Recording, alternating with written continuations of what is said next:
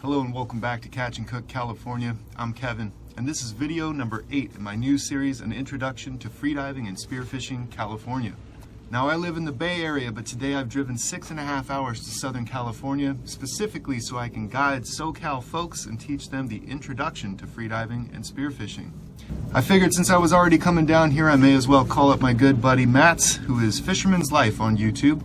I called him up to see if he was willing to come down here, meet up, and do a SoCal dive. So, we're going to do a little diving, do a little catching, and a little cooking. Let's go.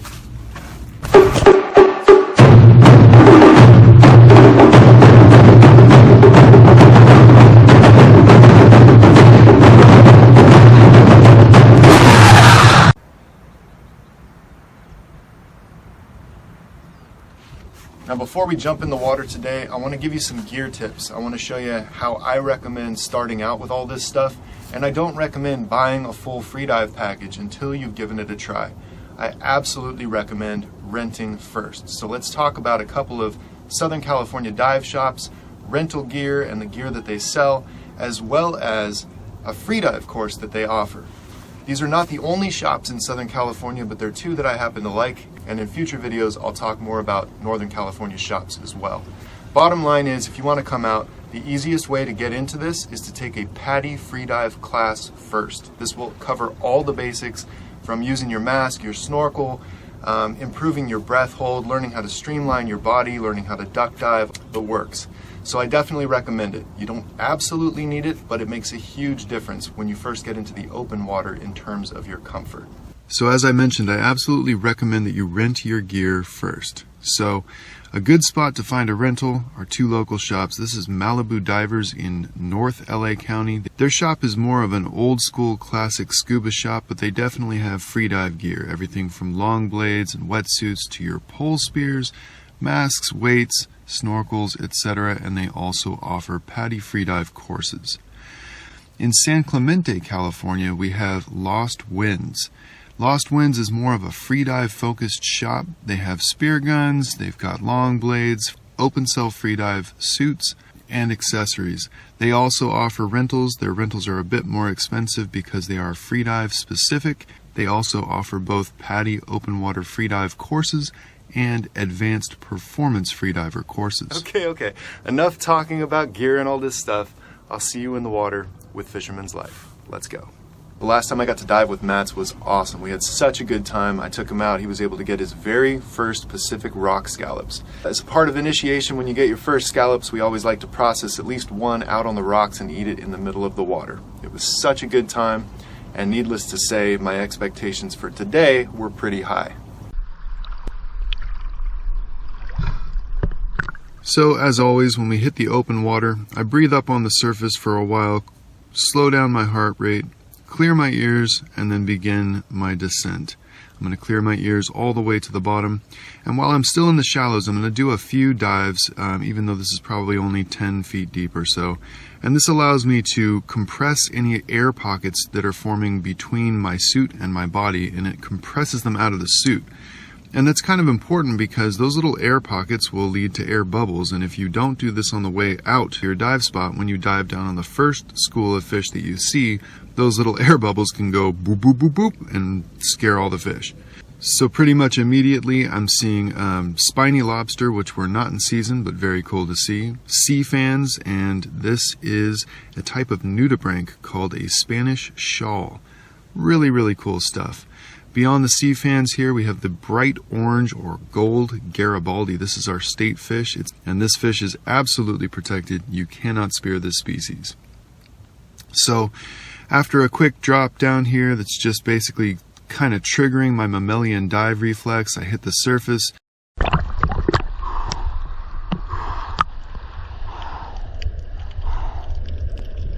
So after breathing for a while, I'll take a deep breath, throw my snorkel in, clear my snorkel, put my face back in the water. I lay flat, I'm not kicking, I just relax and continue to breathe at least twice as long on the surface as I have been underwater.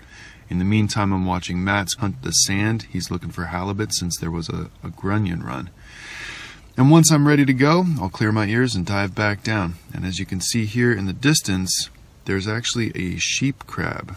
Now, sheep crabs are commonly referred to as spider crabs, and they have strong sexual dimorphism, meaning the females, which are massive, probably the size of, 3 times of a Dungeness crab, those females are also very, very small in comparison to the males.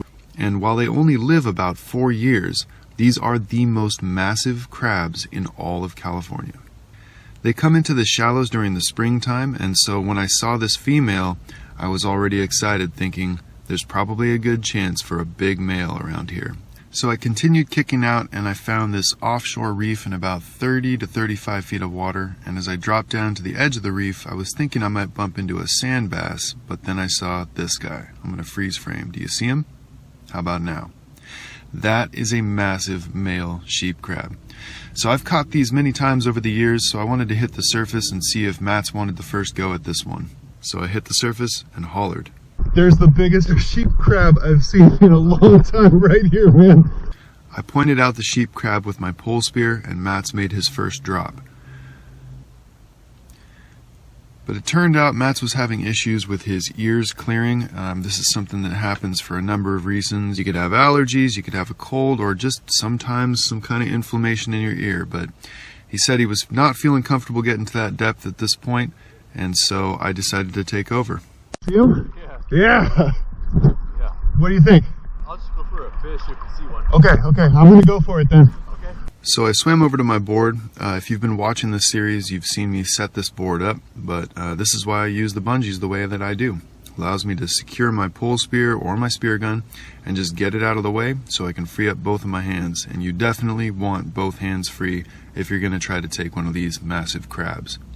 I'm also using my float line and my pry bar as a marker the same way that I do when I go for scallops, which I've also shown you in a previous video. You can see my pry bar down here marking the spot, and as I drop back down, there's that big male sheep crab. Without that marker, I surely would have lost him. So as I drop down, he seems all docile at first, but not so much when you get close. He's like, "What, you want some of this? I'll take you. He's pretty big. Anyway, I try to cruise around behind him and give him a tap and then reach around real quick and grab both claws at the same time. And that way he can't pinch me and basically break one of my fingers off. Once I've got both of his claws in my hands, then I can swim to the surface and show him to Matt's. Massive crab. Yeah, dude. Yeah, those are some claws. Oh, hell yeah, they are. These are good eating. I've been wanting to do a catch and cook with one of these for years. See if I can fit them in my bag. So then I can actually put both claws in one hand to free up my other hand, and then I can swim it over to my float. Yeah, these crabs never cease to amaze me. They're just absolutely massive. So impressive. So anyway, I was a little nervous about getting this thing into the bag because it's huge. It's a big bag. It fits a lot of stuff, so check it out. Yeah, got them in there, but yeah, be very aware of those claws as you're stuffing them in that bag. And then, as I've mentioned before, when you're putting octopus in here or anything else like that, just make sure you flip that lock there and it's secure. So at this point, Matt started doing some drops looking for fish, and I was waiting on the surface watching him, and then when I was ready and he hit the surface, I started taking some drops as well. I found this marooned anchor in the sand. That was kind of cool. Tried to get it, but nah. There's a reason that it was left here. And then I cruised along the edge of the sand here. This is sand bass territory, and there's a sand bass, so if you're ever trying to hunt them, remember they got to be 14 inches as of 2023, but it's a good eating fish as well. So I'm cruising along, and under this ledge I've got another spiny lobster. Again, they're not in season, but pretty cool. There's a sheep crab to the left under the same ledge there. That one's a female. And as I'm cruising along up top here, you can finally see that I'm approaching the same general area but from the opposite side, and there's that school of sargo. So I was trying to plan my hunt in such a way that that school that's been kind of lingering off to the periphery might be wary of the rock I was just on, but not thinking that I'm now going to be on the rock that was behind them. And it almost paid off. If I had a spear gun here, this would be no problem. With a pole spear, it was just a little bit out of range. So no sargo for me. Want to see some spearfishing, you'll have to watch Matt's channel. I did see another massive male sheep crab at this point, but you know, we already had a massive male, so we may as well just leave this one alone. We don't need to take too much, just what we need. Then I started bumping into some scallops. You can see all the orange lips here. And as I'm cruising up this wall and I look over, there's a gray lip scallop here. You watch as I tap him, he'll close up, totally blending into the reef. Sometimes I can just grab him with my hand and pull him off, but a lot of times I need my pry bar. So I gave it a try, and no dice. Here's another orange lip scallop here, and at this point I decided to mark this spot and hit the surface. But right as I was coming up, I noticed another crack full of scallops, so I left my pole spear here to mark it. I don't usually mark with my pole spear because I don't run a float line on the pole spear, but this was probably only 15 feet down. The viz was good enough that I could see that from the surface. There's a nice scallop here, but there's a big moray eel behind it. Oh, is there? Yeah, you want to try to get it? Go for it, man. I'll try again. Yeah, try. So yeah, Mats was after this massive sand bass, and meanwhile I was dropping back down to that same crack to try to find those scallops. But again, there is a huge moray eel in the back of this cave. You can't really see, but the entire gray part of the back of that cave is just the midsection of probably a 5-foot moray eel. So there's a couple scallops right in front of it. I'm not going for those. I really prefer to keep my fingers. Anyway, here's a huge stack of lobster. That was pretty cool to see. And I decided to come in with the pry bar and go for some scallops. So the main idea here is just get that pry bar between the scallop and the rock, try to work around until you find the right spot and pry it free. I did a whole video on scallop diving in Southern California, so if this is of interest, check that video out. Anyway, I think on one breath hold I got 2 scallops, on another breath hold I got 1, but as you can see, there's scallops all over this rock, some sea urchin, there's all kinds of life down here. So just remember, if you do live in Southern California, it doesn't mean that there's nothing around. So finally I hit the surface and loaded these scallops up onto my board. And again, taking my time to lock that bag to make sure everything stays secure. Man, I just had 6 dolphins swim right past me. That was crazy. I wish I could have filmed that. That was amazing. They were like 10 feet away from me. Oh, coolest thing I saw in the water today for sure. Alright, so Mats is in the back there, and he's doing some cooking up the rice. I'm going to use nothing but a rock and another rock, hammer and anvil style. This is an old school indigenous technique for cracking open very tough shells like these guys. That's easily as thick of a shell as a mussel shell. So you're not going to do that with a regular crab cracker. Now I don't want to smash it into smithereens, I just want to crack it to get a hairline fracture that I can kind of twist and open up. Okay. It's starting to crack right along here. Nice. Look at that.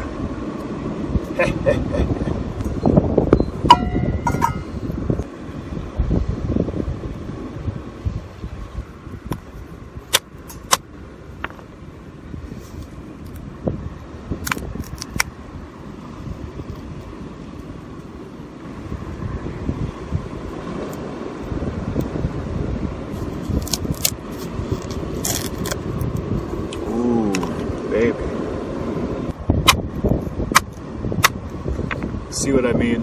I'm not trying to pulverize it, just get a nice hairline fracture there.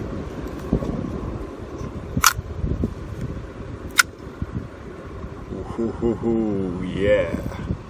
That's the good stuff. That's a lot of crab meat.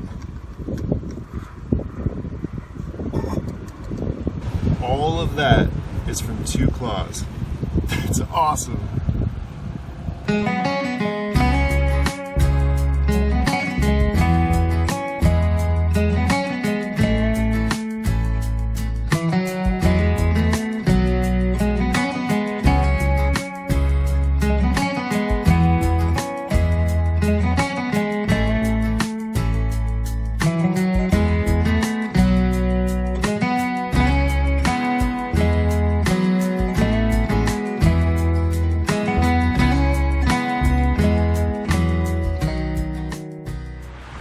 All right, I think I'm gonna go straight for the scallop.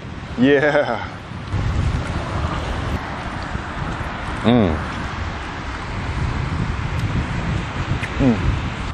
I love scallops. Me too.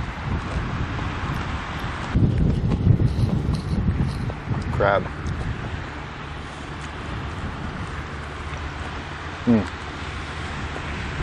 Once it's in the curry, you know, the coconut milk makes it more buttery, and then the spice kind of hides it. It's not too spicy, right? No, not at all. Killer. I want some avo. We got fusion here. This is California style. Oh. Dude, yeah. The hot and the cold too. It's great. I just feel just all the energy coming back to me. That's funny, you didn't eat this morning either.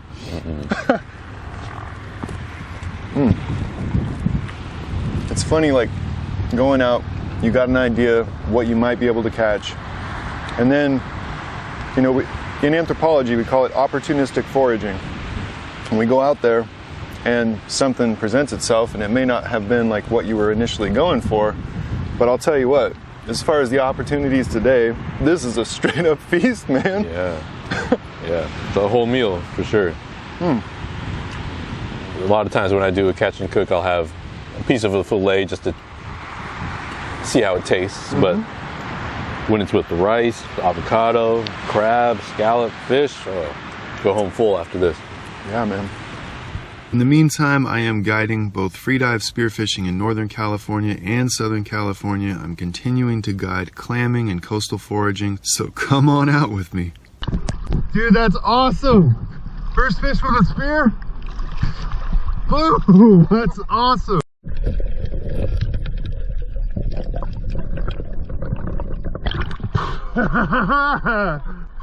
Octopus.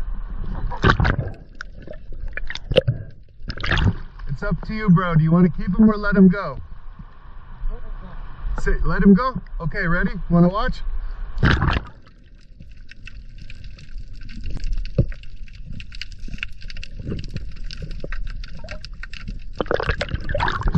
How cool was that?